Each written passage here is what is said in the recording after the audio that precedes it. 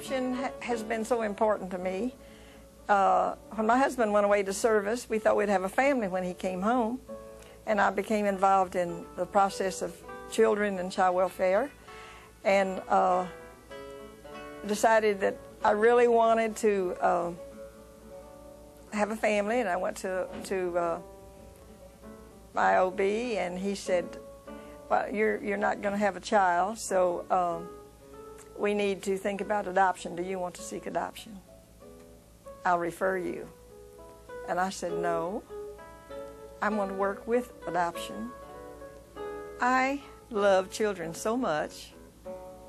And during World War II, my husband went away to service, and I was left behind, and that's when I became involved in children's services.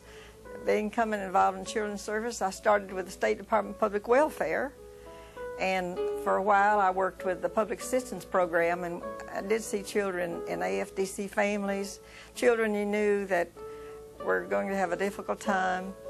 I began to see children removed from homes because the homes were not adequate, and there was not a possibility that these could ever be a good home. And now, this Christmas, we heard from so many adult adoptees that were adopted from the home. Interesting stories that, you know, they're in college here, they're doing this, they have families. And I feel like I have a family. I feel like I have children, thousands of them.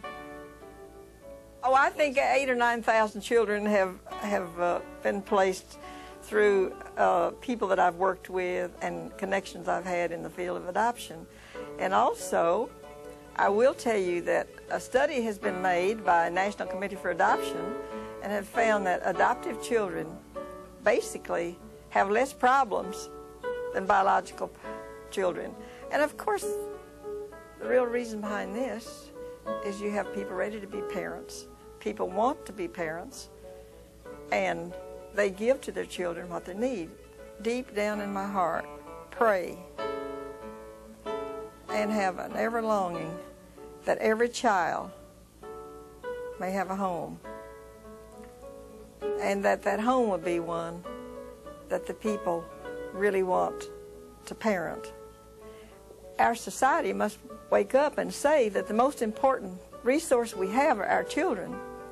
And if we don't have our children, give our children the opportunity to become people who feel good about themselves, people who are challenged to help others, people who care. You know, somewhere there's the deep hostility down there, and they're not focusing on good things at all. They're focusing on hate and terrible treatment that they have received.